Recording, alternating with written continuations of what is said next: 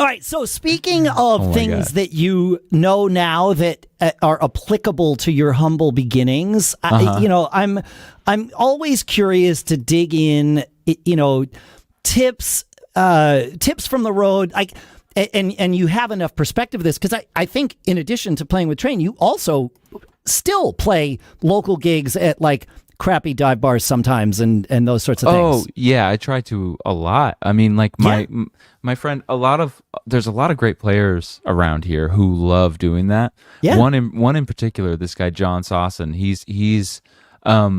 He was in Lucas Graham's band and now he plays in Casey Musgrave's band. He's this great guitarist, vocalist, amazing, stunning musician. And he hosts he lives in Whittier, which is way like an hour from here probably. Okay. And he hosts these, he like became friends with the Whittier Brewing Company and they have a PA. And he goes, I bet I could get some cats to come out here and play. And like, every weekend he's out there playing with like one band. Every band is greater than the next. Like it's the craziest lineup of people all the time. And so I love going to do that gig because not only are you hanging out with friends, you're playing great music and eating food and drinking cool like local whatever craft brews are happening in Whittier.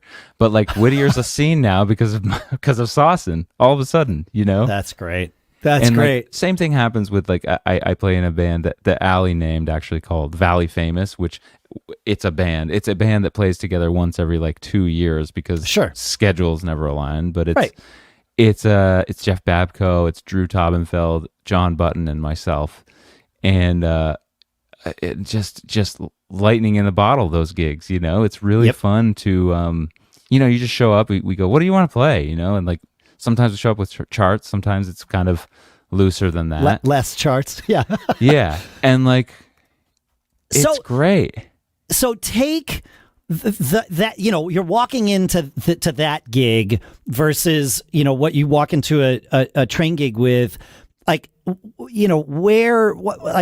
when I assume on a Train gig, there's a lot more logistics to be dealt with, but there's also a lot more people to handle them. And I'm presuming on a local gig, you're bringing your own drums, you're setting them up, and like most of us do, and that's fine. I guess I'll start with, which do you prefer? Like, do you like when you have to set up your drums, or do you like just showing up and like being rushed to the stage and here you go, here's your stuff, sir? Well, no one's calling me sir, first of all, in either scenario. On either side. Okay, good. That's good. All right, at least we've established that. I love both. I mean, I love the local gigs for obvious reasons. I get to hang out with dear friends and play great music, Yeah. I also get to do that on the road, but not being home has its things. But I will say with Train, they do kind of they make for a pretty reasonable schedule every year. That's why that's good. It's like one of the huge pros of this gig, besides the like amazing catalog that I get to play, which is in itself unbelievable to do. But the fact that we're only on the road, the manager right away when it was happening was like, we do 2 months every summer. We do a summer tour, and that's kind of it. He's not messing around with New Year's gigs. He's not messing around with winter touring.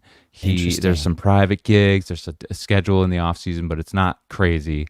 But the 2 months kind of rhythm of that every summer, where you can look forward to it and not get sick of it, instead of this constant, like, say you release an album and you're gone for 2 years. Say goodbye to your family for 2 years. I'm sure Train did that initially. They would have had to at some level. They definitely maybe not. did. Yeah, they definitely did. Just like all these guys, but just like anyone, right? Just like anyone. Yes, he has really figured out what he wants to do and what he doesn't want to do, and it's really reasonable, and it makes us enjoy those summer tours because we just look forward to the hang. We get made a big deal of in front of a lot of people, which is fun and like taps that vein for us. Sure. But it also doesn't make you so jaded to be on the road. You look forward to it every year, and you're not just like, oh God, I got to go back in 2 weeks, Yeah, right. No, So it's I a can see really that. responsible rhythm, annual rhythm to get into, which is really nice. What a charmed life to be able to. I mean, for Pat and by extension all of you, Yeah. to have been able to create something that's feasible and workable to do, because like most bands don't get to a level where they can go play for 2 months and then take 10 months essentially off. Most bands need to keep the cash flowing, right? And it's how it is, and that's okay too. Yeah, he's definitely working. We're definitely working, but working from home and flying once in a while to the random gig here and there, like it's not a hectic schedule, and it makes for a very sustainable life and career, I think. Well, and it sounds like it makes for a predictable life and career. And allows you to do other things when essentially when you need to carve out for your schedule. I would assume that train is your priority. Like you are on call for them as much as you've negotiated to be on call for them, right? Yeah. Totally. And there are those moments, I think, with every band where stuff comes up last minute, but like they're really good about like making sure the calendar is up to date. Master tour, like all this stuff that's you can kind of, as much as anyone in this industry can, kind of plan your life accordingly.